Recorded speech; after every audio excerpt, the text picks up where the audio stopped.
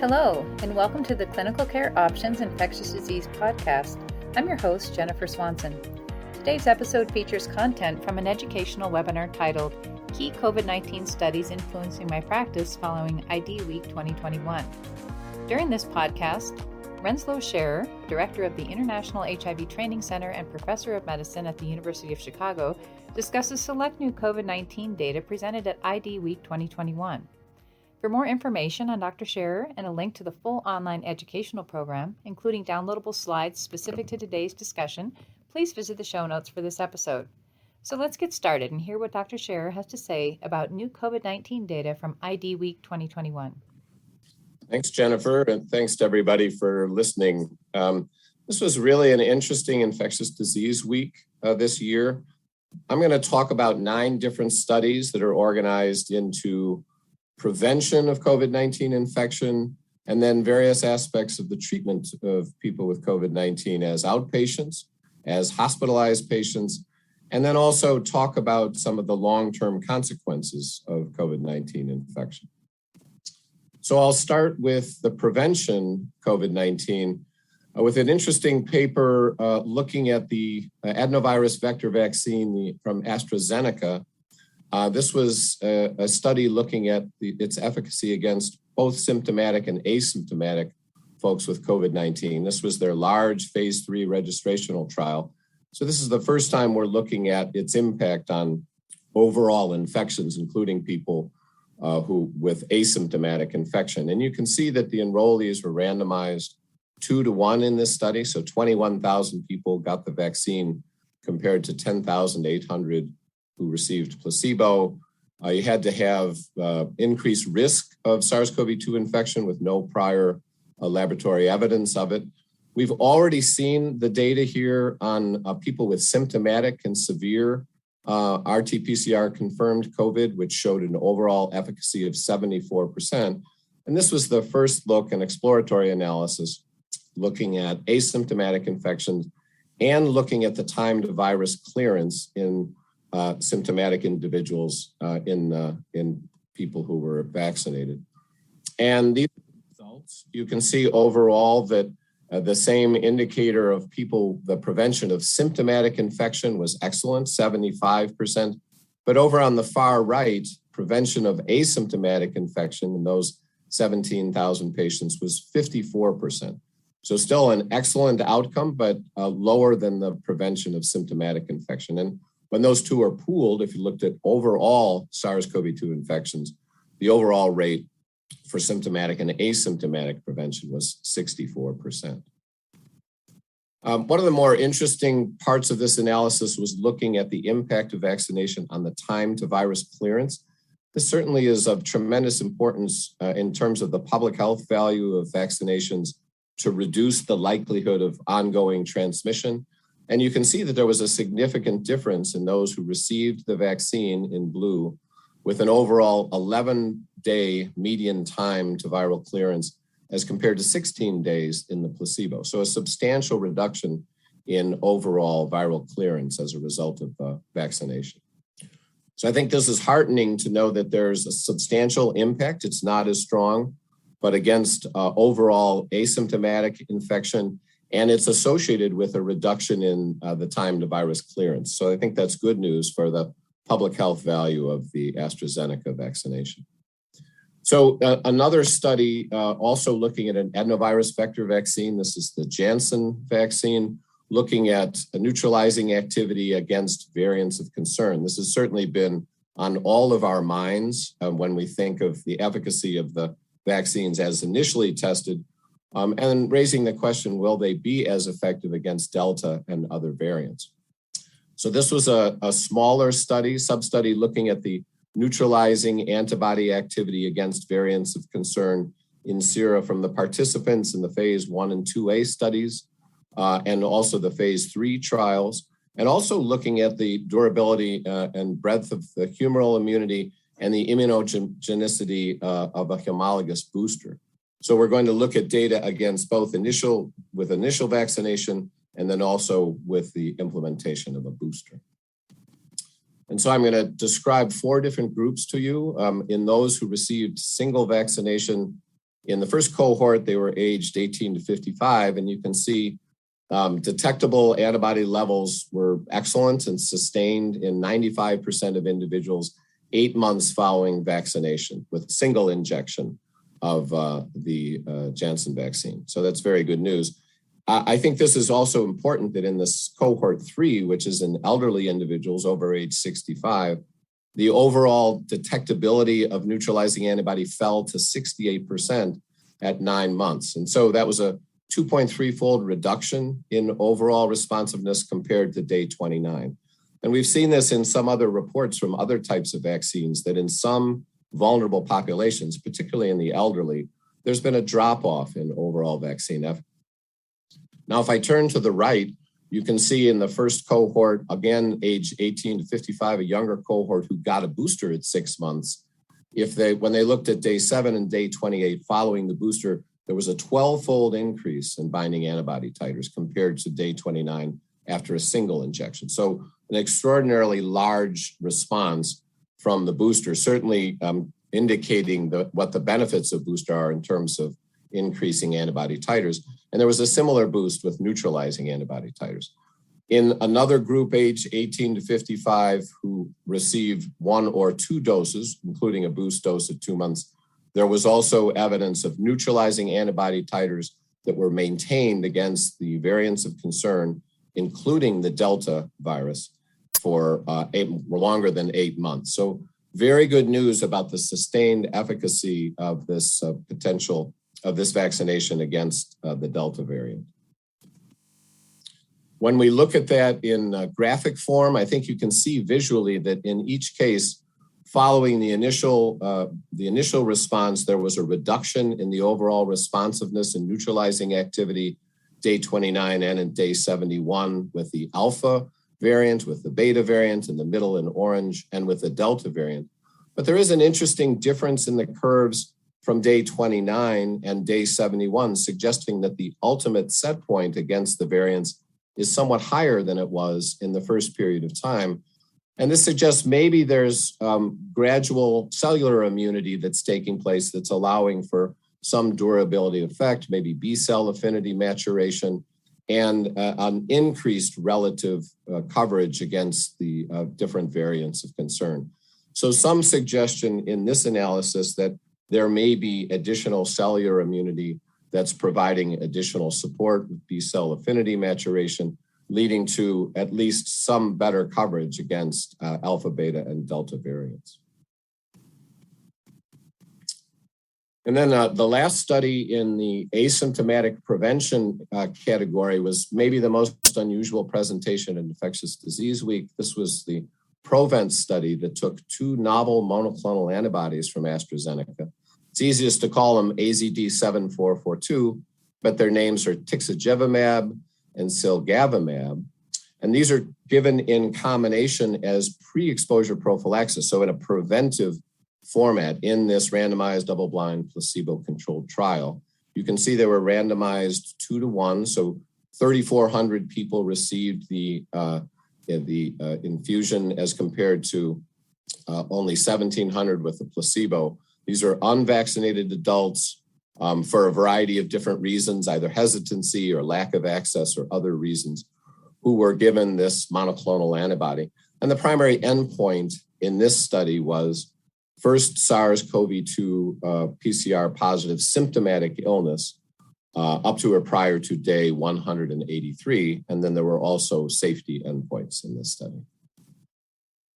And these are the results. You can see that there were 8 instances of PCR positive symptomatic illness in those who received the monoclonal antibody, as compared to 17 in the placebo group. 77% overall relative risk reduction, which was highly significant. So again, the result here is that this combination of Tixagevimab and cilgavimab demonstrated significant protection against symptomatic COVID-19. And that'll lead us to our first assessment question related to the trial that I've just described. So let me ask you this question. The PROVENT trial of the monoclonal antibody combination of Tixagevimab and cilgavimab given intramuscularly. So this is very important. This is an IM injection for the prevention of COVID-19, demonstrated a 77% relative risk reduction for symptomatic COVID-19 is the first answer. Symptomatic and asymptomatic COVID-19 is the second answer. The third answer is symptomatic COVID-19 and hospitalization. The fourth answer is symptomatic COVID-19 and hospitalization or death, or I'm uncertain. So please answer.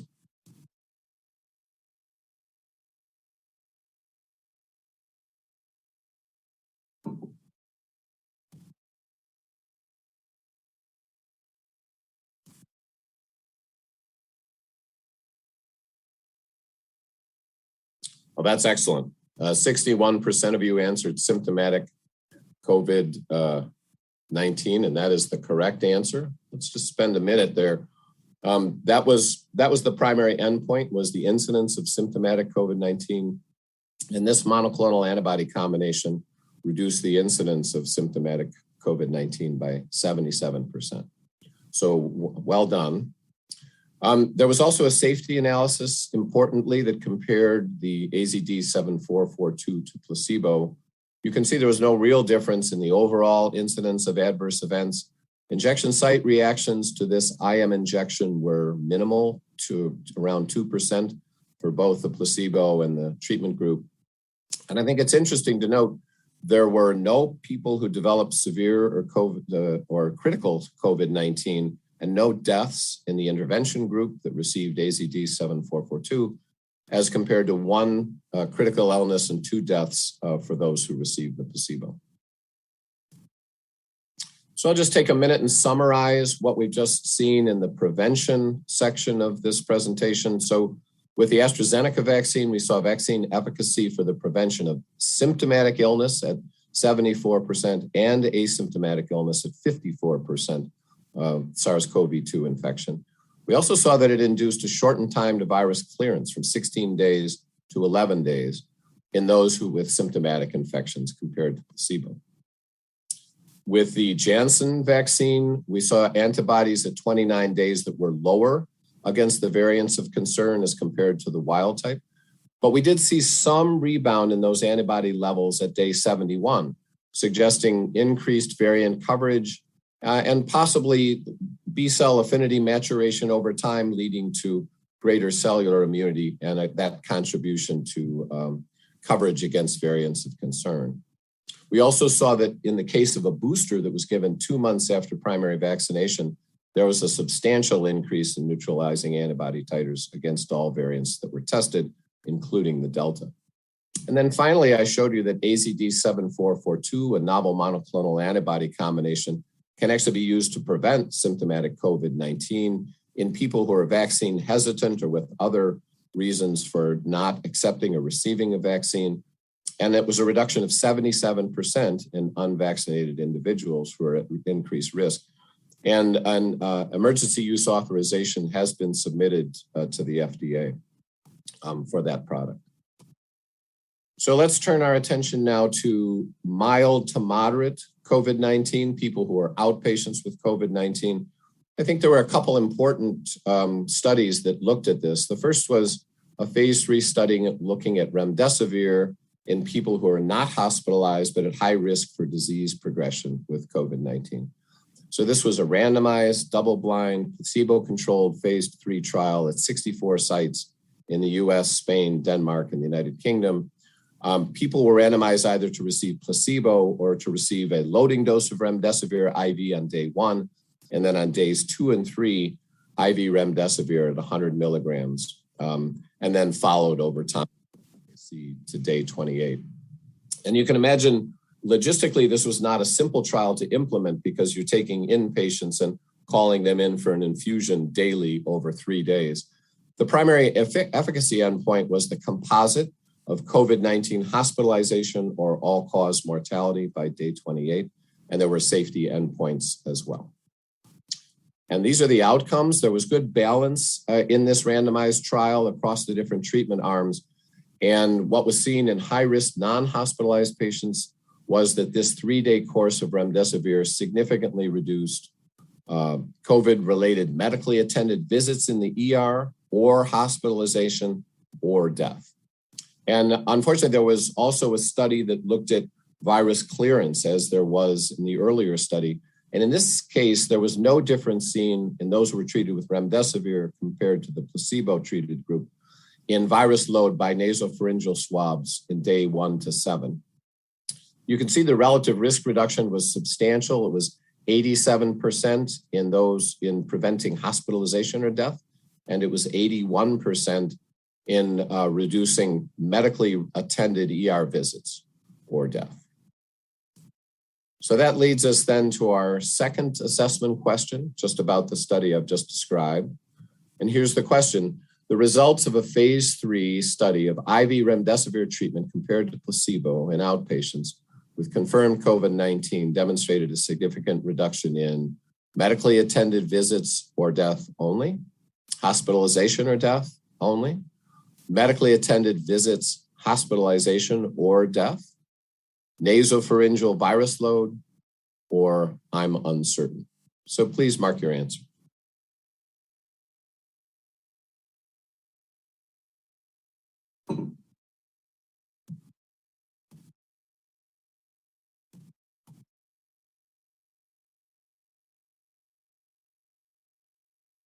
%74% of you said that it was medically attended visits, hospitalization, or death, and that is the correct answer.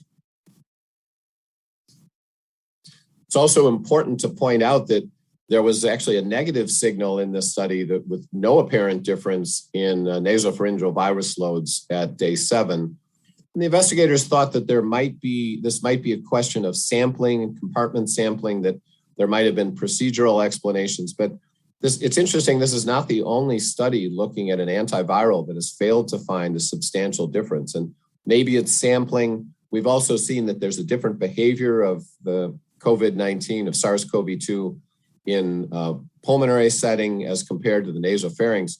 Events in the nasopharynx don't really reflect what's happening in the alveolus and in the ACE2 inhibitor binding in the lung as compared to in the nasopharynx. So it may not be the right indicator for monitoring efficacy, but in any event, it's a very interesting finding that I think needs more explanation.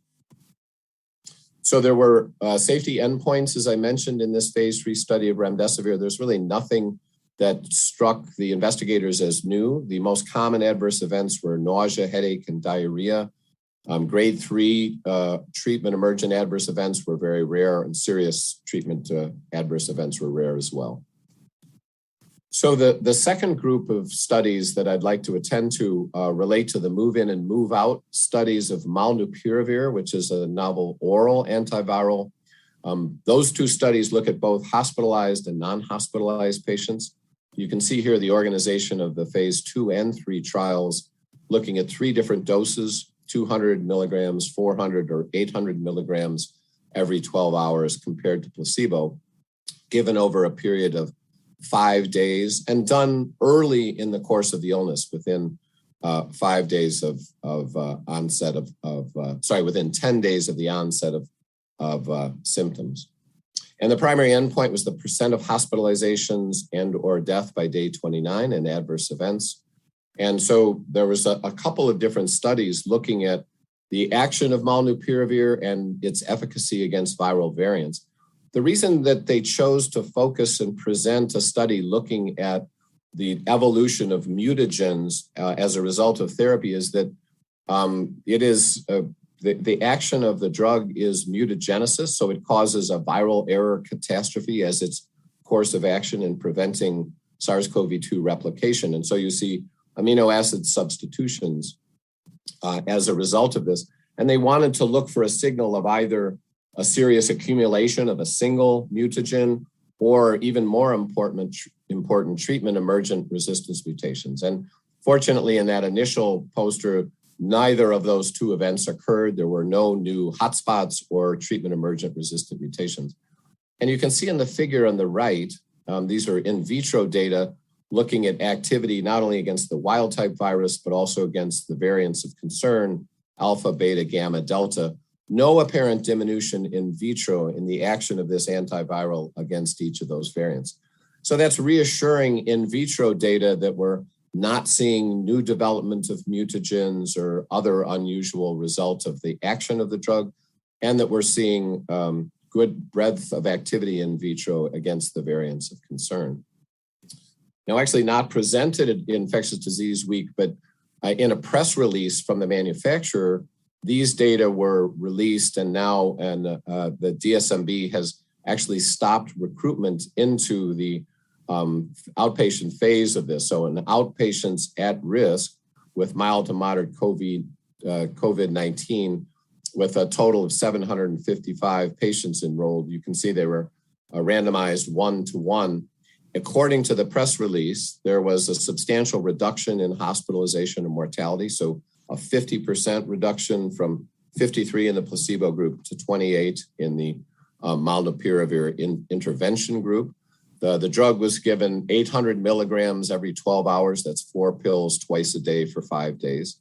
You can see overall that there were no deaths in the treatment group as compared to 8 deaths in the placebo group, according to the press release. So I'll use this as an opportunity to say one of our biggest responsibilities in providing care to our patients and understanding the literature is to look at new news like this and assess it on its value, but to wait for the full data set in both a preprint and then finally in published form. So I'll urge the audience to take what appears to be very good news with a grain of salt and wait for the full description of the data.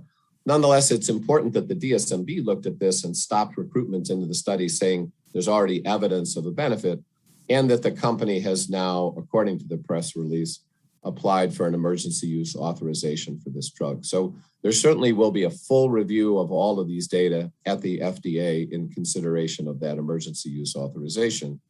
I think for all of us as clinicians, what's really exciting here is the possibility for making a diagnosis in the ambulatory setting of a patient who's not sick, but at risk, either elderly or at risk because of comorbidities of severe disease progression, and offering an oral therapy for 5 days that could substantially reduce the risk of hospitalization. So I'd say stay tuned for that follow-up. And the take-home points then with these 2 studies of antivirals in non-hospitalized patients, we saw that Remdesivir IV for 3 days in outpatients given within 7 days of symptom onset and within 4 days of a positive PCR result resulted in a reduced hospitalization or death rate in high-risk patients. And interestingly, that it had no effect on nasopharyngeal viral clearance. And then we saw in the Molnupiravir studies that were presented at IDWeek that it inhibits viral replication by causing mutagenesis, but we don't see a signal of an abnormal accumulation of mutagens or treatment emergent resistance mutations. And it also has in vitro activity against variants of concern. And we saw in the press release that it appears to reduce hospitalizations by 50% and prevented death in these 775 individuals in that study. So I think stay tuned for this information. It's exciting that there's the potential for an oral ambulatory antiviral and for a 3-day infusion to reduce the risk of hospitalization. So that's our first 2 patient populations. For the remainder of the talk, I'd like to think about people who are hospitalized and then the long-term consequences of COVID-19. So first in this list was a presentation, actually an extension of the COVE barrier study, looking at Baricitinib and standard of care compared to standard of care alone in people who are hospitalized with COVID-19. So this was a close look at a fraction of the people who were in the original large study. People who were excluded were those who had received any other immunosuppressant drugs or convalescent plasma or IVIG. And the primary and secondary endpoints were all-cause mortality, ventilator-free days, and then duration of hospitalization and time to recovery. And there were safety endpoints in this study as well. So what you can see overall is this is in the select group of patients who are already in intensive care on invasive mechanical ventilation or on ECMO. So this is the most seriously ill of all of our patients. And frankly, we really have had very little to offer this group, most of whom will already have been treated with dexamethasone and may or may not have gotten the benefit of an antiviral therapy at the time of their admission. And so you can see that in those who received Baricitinib, as compared to those who just had standard of care, there was a significant reduction in all-cause mortality with a hazard ratio of 0.54. And importantly, almost all of these patients, 86%, did receive corticosteroids. And I think these results are quite consistent with what we saw with the use of Baricitinib in mild to moderate hospitalized severe illness with hospitalized patients in preventing progression to severe illness and intubation and death. So very good news that this may offer something that intensivists who are managing people on ventilation could offer in addition to the background therapy that has already been received. In terms of safety, these are very difficult studies to do. There's so many other drugs. People have been in the hospital for a long time.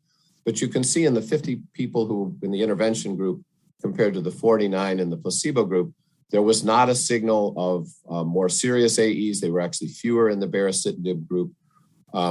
There was no difference in terms of the incidence of venous thromboembolism, which is the line at the bottom.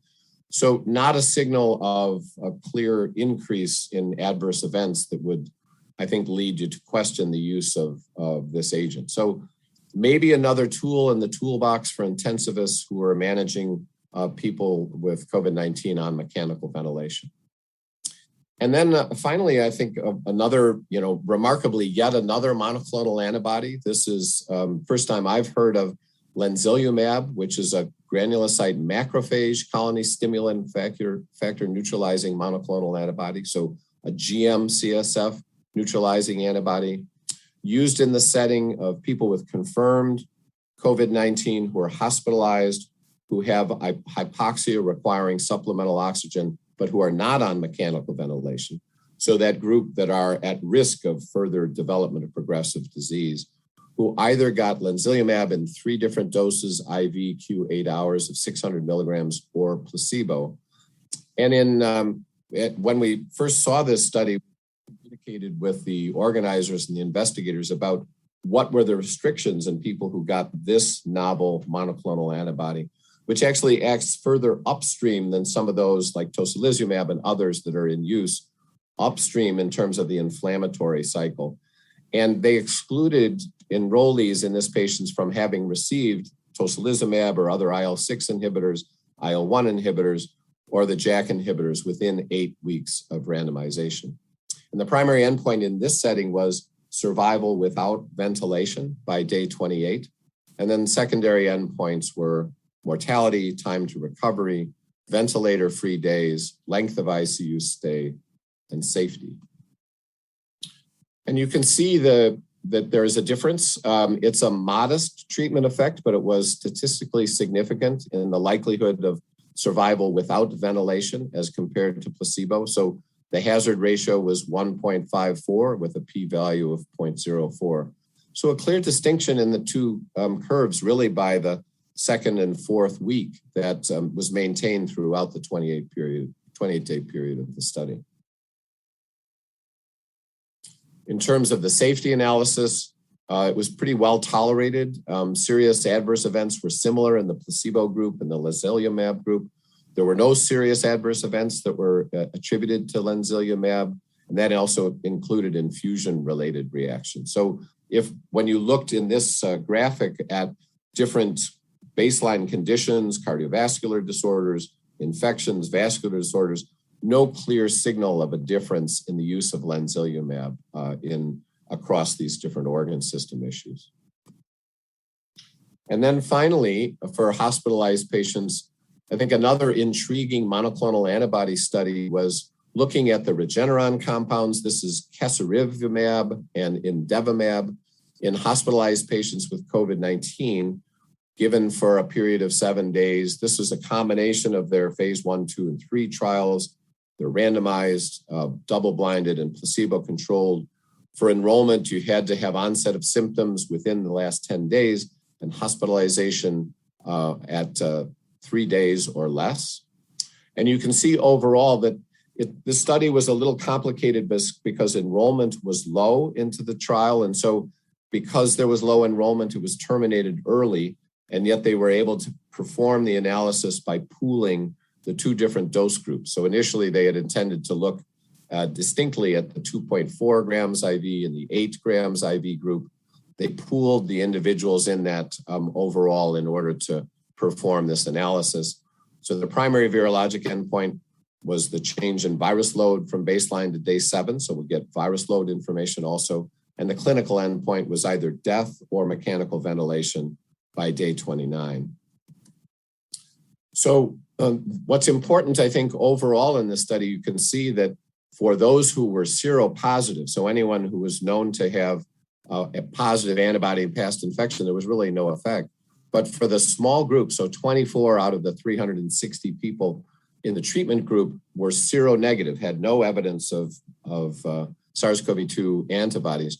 In that group, there was actually a substantial benefit in the reduction of likelihood of either death or mechanical ventilation with relative risk of 47%, highly significant. And it turns out that that was also true for the overall treatment population, that there was also a significant risk reduction for death or mechanical ventilation in the overall population as well. But by far and away, the strongest effect, and the setting where we're considering its use in our hospital is in those patients who have no evidence of prior infection, who are antibody seronegative at the time of admission.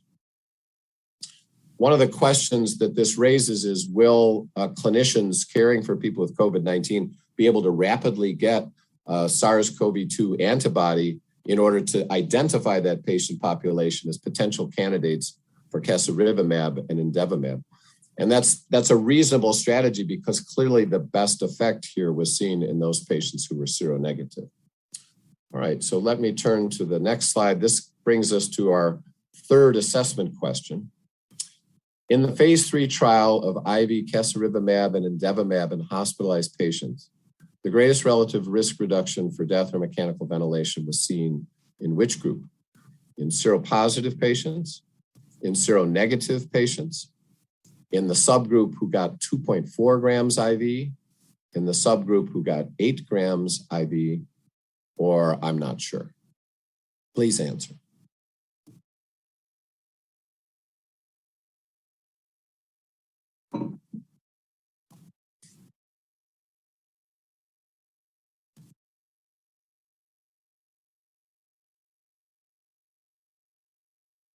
"75% of you said seronegative patients, and that's true. So well done to those of you who got that answer correctly.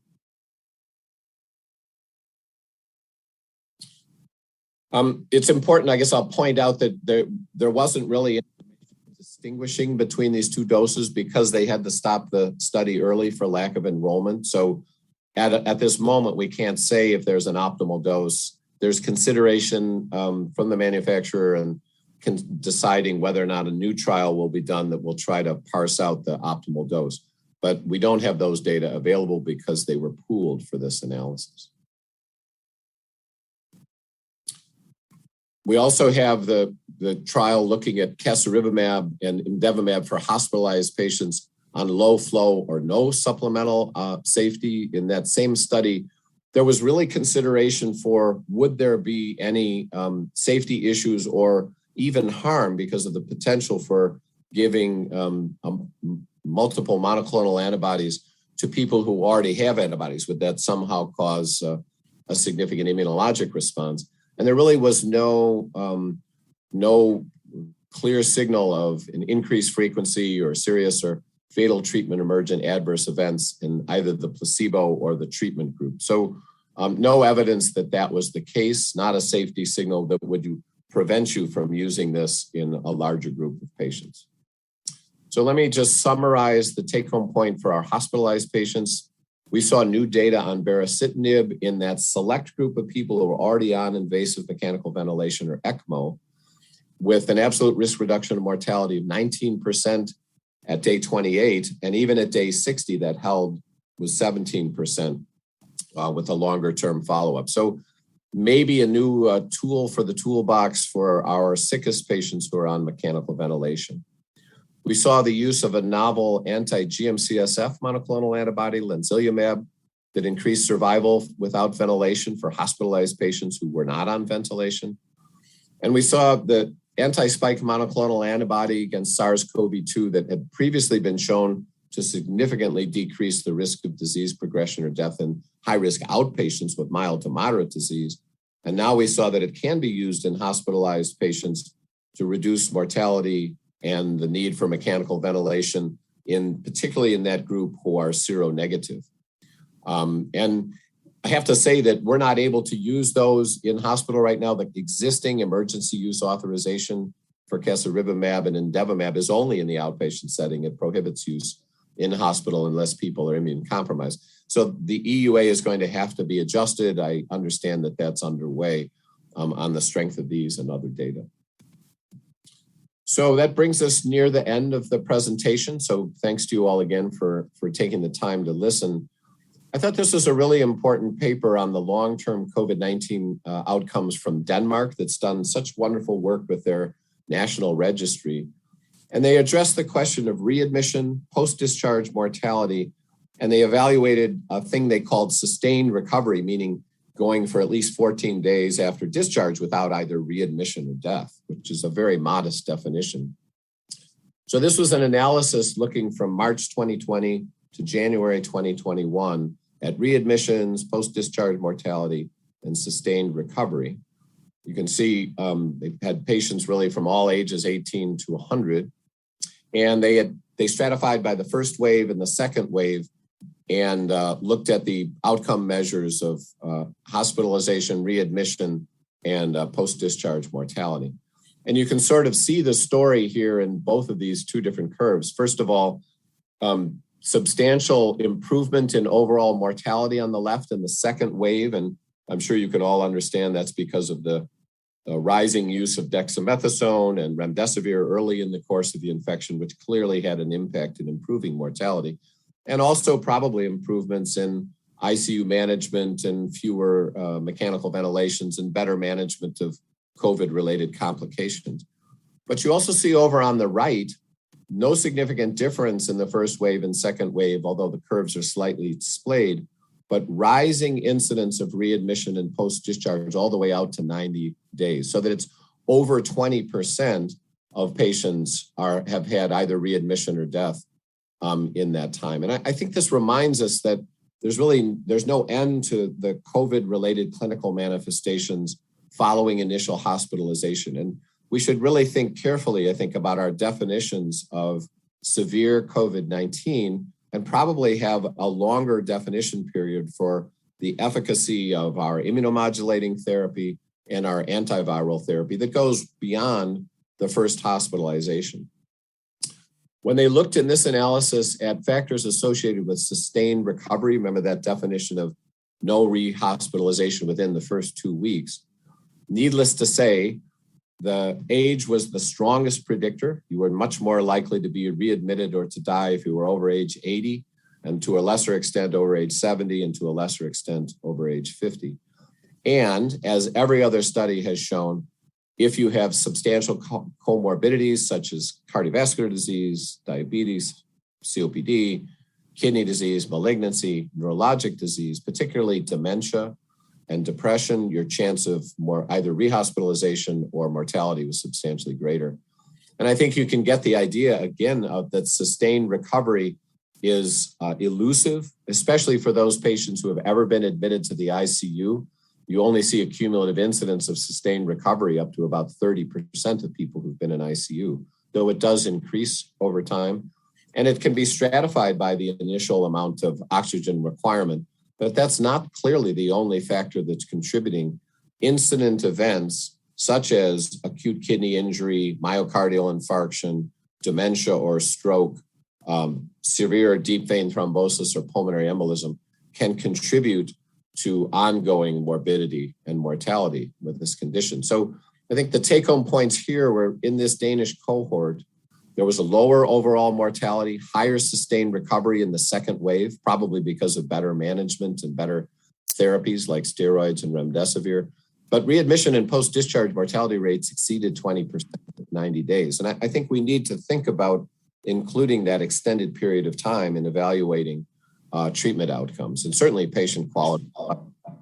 So to assess the durable efficacy of treatments, I think we need to think about their definitions of sustained recovery. I might just encourage that 14 days may not be enough, and we need to think about longer term metrics for the evaluation of the success of COVID-19 therapy. So that's my review of the IDWeek. I think it was really exciting with lots of important therapeutic interventions that may help clinicians who are managing people taking care of physicians and people with COVID-19 themselves. So I'll stop there and turn it back to Jen and see what questions have come in the chat box. And I think we have a little bit more time for questions and answers. Thanks again for listening. We do have time for questions and answers. And thank you so much, Dr. Sherer, for that wonderful presentation. And I want to share with you that Gary, who says he's Rush class of 77, compliments you on the very nice presentation as well. Well, one of our first questions I know is near and dear to your heart. It's about severely immunocompromised patients. And Kelly wonders, what about the use of the COVID vaccine in this group versus monoclonal antibody prophylaxis?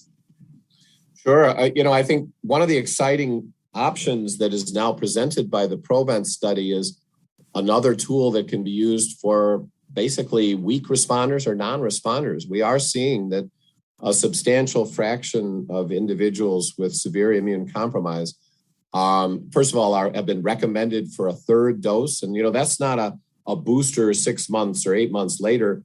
That's a third dose within 4 weeks of the second dose for the mRNA vaccines or a second dose of the J&J vaccine, because of the recognition that some folks with immune compromised are responding much more weakly. So the percentage of non-responders among folks with hematologic malignancies, folks who have cancer on active immunologic therapy or cancer chemotherapy, people with HIV with severe disease or who are untreated, transplant recipients, particularly recent transplant recipients, all of those individuals, I think, are sort of eligible for every potential tool to prevent SARS-CoV-2. And I would start with vaccination. So I think vaccination is still the most important tool that we have.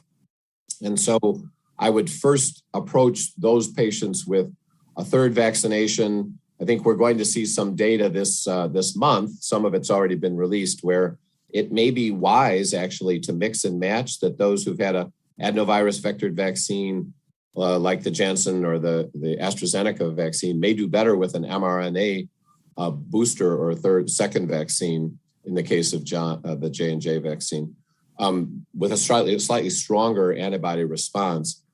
But I think everything depends on the individual. So we're going to know in an individual if there's been an effective response or not.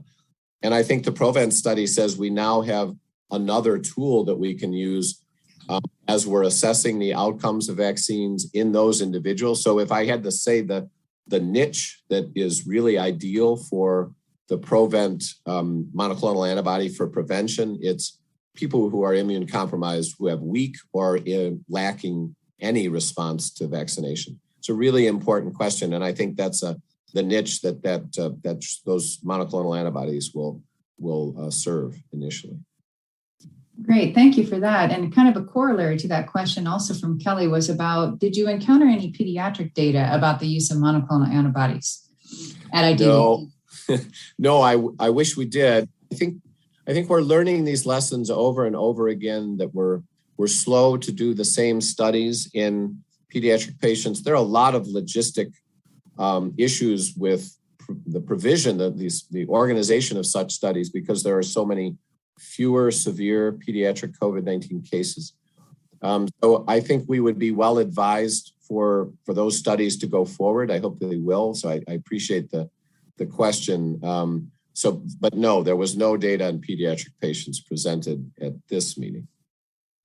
All right. And I'm going to talk to you about something else here. There seemed to be a sub-theme in the data that you presented about the use of these treatments early in disease process being the best chance for success. And that relates to some of the questions we got from the audience, including Mitra, who asked about Remdesivir, at the 2-week mark, after symptoms have shown up.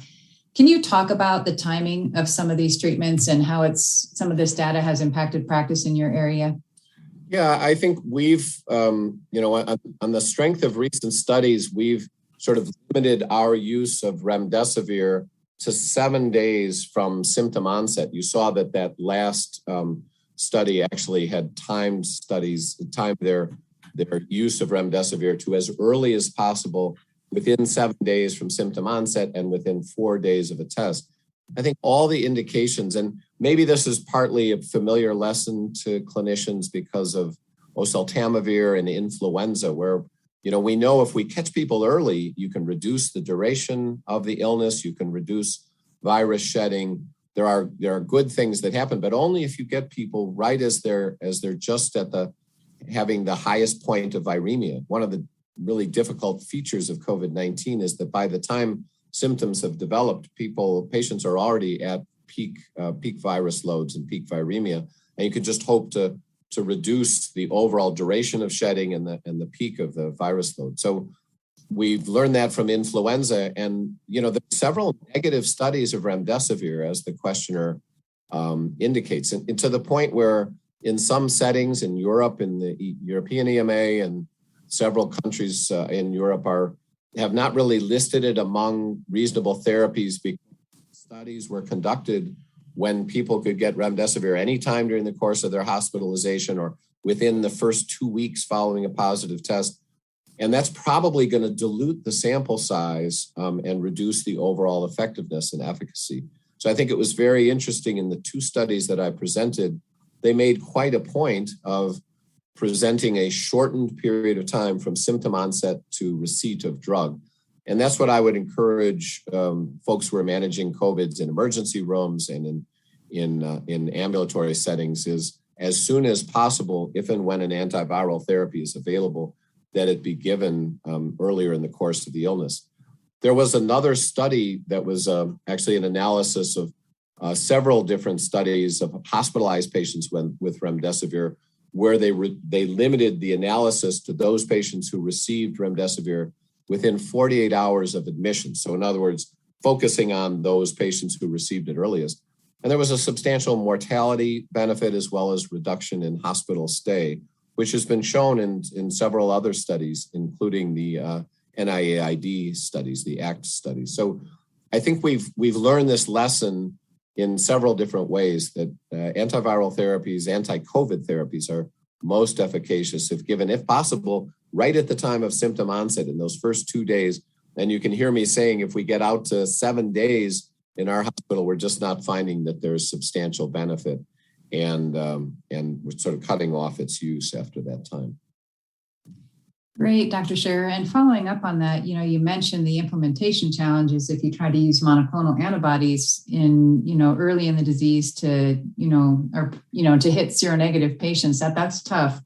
How do you see this affecting practice, given that it's hard to get those antibody titers measured? Well, I think the whole question of the use of antibodies, I understand that people are getting their antibody levels if they have means and then seeing, comparing them. I have a level of 100 versus 300. It's such a difficult area. This is the one place where I think it might have an immediate practical application in that small subset of people who are antibody negative. So it would mean that you would have to gear up to provide that information to clinicians very early in the course of the illness. So a turnaround time within a day or two. I understood from Paul Sachs that the Brigham and Women's Hospital is actually setting up to do that. They have an investigator who's very interested in antibodies. And results are being given in a day or two. That's a pretty high bar for many other institutions just to identify a smaller subset of individuals. But I think it's feasible. And I think certainly to extend that research to establish which patients that maybe that there are different levels where there would be additional degrees of benefit. So I think it's an intriguing question. And it also depends as we see the overall incidence fall and as we see other tools coming at our disposal, whether it will be something that is pursued. But it's certainly an interesting question and I think worth following up. The use of those monoclonal antibodies, I think, has really been an important advance. And where initially we had great difficulty in attracting patients and persuading them that that it was worthwhile to reduce your risk of severe disease and hospitalization from 10% down to 3 or 4% or 5% to 1%.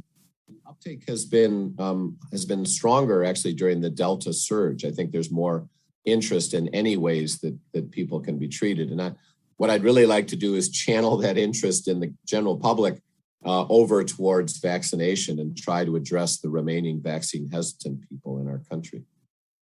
Certainly can understand that. Henry asks a question that I know you've given some thought. Was there any information at IDWeek about repurposed drugs? Yeah, it's interesting. The drug fluvoxamine, which is an old SSRI that's sort of warehoused. It hasn't been in use very much, which was used as an antidepressant, was developed for that purpose, has some immunomodulatory activity. And so in a couple of small studies was tried for its immunomodulation and seemed to be associated with a reduction in the development of severe illness and the need for hospitalization. And so a larger trial was conducted by investigators in Canada and Brazil, and recently just put into a preprint, and I understand it's being published now, that suggested a modest reduction in need for hospitalization. And again, this is from a single oral tablet given twice daily for 10 days. So this is certainly the ideal. If we can identify an antiviral and an immunomodulator that can be given easily, so oral therapy that could reduce the need in people with mild to moderate disease, the subsequent need for hospitalization and reduce the risk of death. So it appeared that it was effective both at reducing hospitalization and death. That would tremendously improve our armamentarium. It's early still. I'd like to see the full data set and see the review that's been done, but I think it's encouraging that we may have some immunomodulatory therapy that could be paired with an antiviral and used as oral therapy before people develop severe and clinical and mortality from COVID-19. So we'd probably prioritize those folks who are elderly or at greatest risk for disease progression. Great. And I'll encourage Henry to check out the podcast that you recently did, Dr. Sherer, with Dr. Sachs, in which you discussed this in some more detail. That was a wonderful podcast and should be posted any day now on the CCO website under a program called COVID-19 Science Spotlight. And unfortunately, we're getting close to being out of time, Dr. Sherer, and I'm going to conclude with this question. We could only include a finite number of studies in this webinar, but were there any other remarkable findings that you want to bring into the discussion before we leave? I know you mentioned the Spinelli study, and I don't know if you have any others in mind. Yeah, I thought it was important for HIV clinicians, we're wrestling with whether all of our patients are deserving of a booster, or should we triage, as the CDC and FDA have recommended, should we triage people who are untreated or with severe disease with less than 200 T cells? So yeah, there was a study from Matt Spinelli in San Francisco looking at 100 people with HIV compared to 100 who were non-HIV infected, looking at antibody responsiveness to either of the two mRNA vaccines. And there were good responses in people with HIV, not quite as good, not high as level as those who were HIV negative, and a higher number. So I think it was 23% were unresponsive, had no response, as compared to 16% in the other group. And so a suggestion that within this group there was a weaker antibody response, and that when they stratified for within that group who was most at risk for having a non-response, it was people with T cells less than 200 and people with uncontrolled viremia. So in my own practice, my own recommendation is I think the CDC got it right. I trust Rochelle Walensky's judgment here. I would recommend anybody with HIV, anybody over age 65 should have a booster. Anybody age 50 with HIV or with comorbidities. But I'd say also people who've ever been with CD4 cells less than 200, we know they're immunologically different than others. And then folks who are poorly adherent or not on therapy for whatever reason and have uncontrolled viremia. And I'd be very generous for HIV clinicians you have someone who's morbidly obese with diabetes and they're 45 and you think they're at risk for severe COVID-19, I think you can make individual judgments for who should get vaccines. And that's probably a good rule for all of that immune compromised basket. Many folks with past cancer or other immune compromised categories actually may not need a booster immediately. And so clinician discretion, I think, is appropriate there. Thank you very much to Dr. Sherer, and thank you to our listeners for joining in. As a reminder, to view the full IDWeek 2021 conference coverage program on the Clinical Care Options website, click on the link in the show notes. And please be sure to check back regularly for more episodes on important infectious disease topics. Thank you, and have a wonderful day.